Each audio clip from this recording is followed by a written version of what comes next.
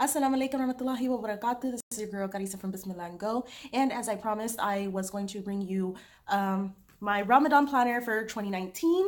This is what my book looks like. We have in this book every single day for your planner, you have a breakdown about what your hour could be like.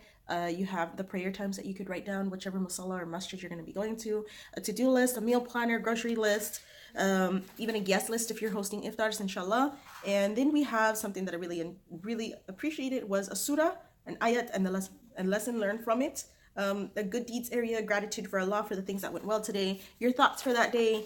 It has, of course, an Eid planner, gives you a spot for notes for things that you do that day, a breakdown for any spots for notes, etc. And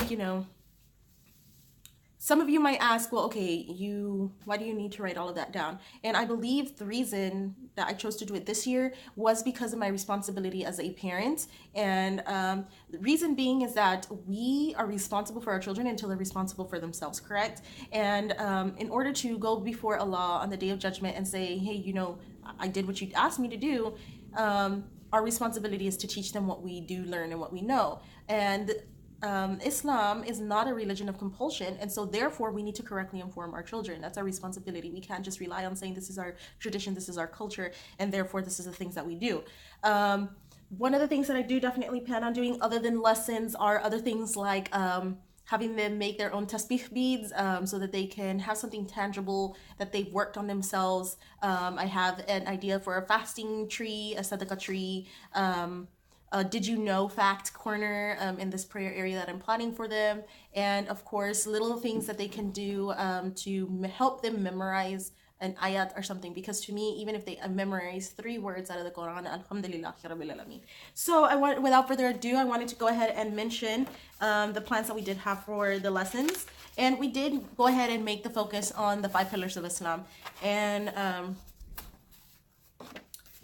it's you would think, oh, well, I mean, you guys are already Muslim, you should already know the 5 pillars of Islam. Yes, but like I said, breaking this down reminds yourself, it teaches your children, and I volunteer with a Dawah outreach program, and so it helps me to solidify the knowledge that I have as well. So because Ramadan is going to be no more than 30 days, I went ahead and aimed for at least 25 mini lessons every day.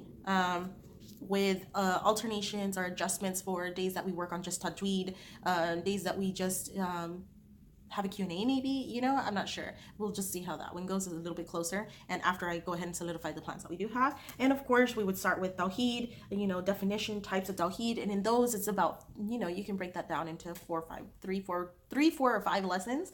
You have Salah, the purpose of a Salah, the importance of having the intention and the prerequisites, which is wudu, the types of Salah, and then we have, of course, fasting, the purpose of it, the types of fasting, the exceptions for fasting, and also prerequisites for fasting.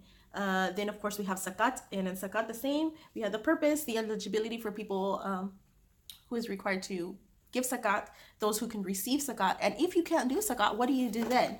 And that would obviously be for those of us that do know sadaqah, but whenever we're coming to children, how do we explain sadaqah? We have to make sure to explain to them that sadaqah is something that you can do every day, all day long. Being kind to your neighbor, helping somebody take out the trash, helping somebody fix their bed if they seem to be that they're struggling, just saying hi to a classmate that seems to be kind of withdrawn and lonely. Alhamdulillah, Allah has made Islam a very easy religion. Allah is very merciful in the fact that He did provide instructions of life with the Prophet sallallahu alaihi wasallam. And so, of course, our last pillar of Islam, which is Hajj, I wanted to get pictures for them, maybe videos to show them the location, of course, the significance of Hajj, the eligibility of those who can go to Hajj. And if you can't go to Hajj, another mercy of Allah, you have Umrah. And there are things without all of these lessons that we have been taught through the Quran or through the Sunnah of what we can do if we can't do X, Y, or Z. What can we do if we cannot pray standing up? We can pray sitting down. What do we do if we cannot fast that day? We can do X, Y, or Z. What if we haven't memorized the entire Quran? And so these are things that I really wanted to help my children solidify within themselves, because I want them to grow strong in the deen, as I hope all of our parents do, inshallah. May Allah make it easy on us as parents to guide our children to the straight path. Ameen. And I just wanted to go ahead and leave you with that little tidbit. We have, like I said, been on a little bit of a spring break vacation, visiting my sister, and it's about that time of the day where the kids need to get their wiggles out again. And inshallah, as Ramadan gets a little bit closer, we can go ahead and talk a little bit more about those kind of lesson plans. I would really, really, really love for y'all who have Ramadan lesson plans of your own or plans of your own. What are you going to do with your kids? You know, what topics do you feel are very important? Did you put them in a specific order, and why did you do that?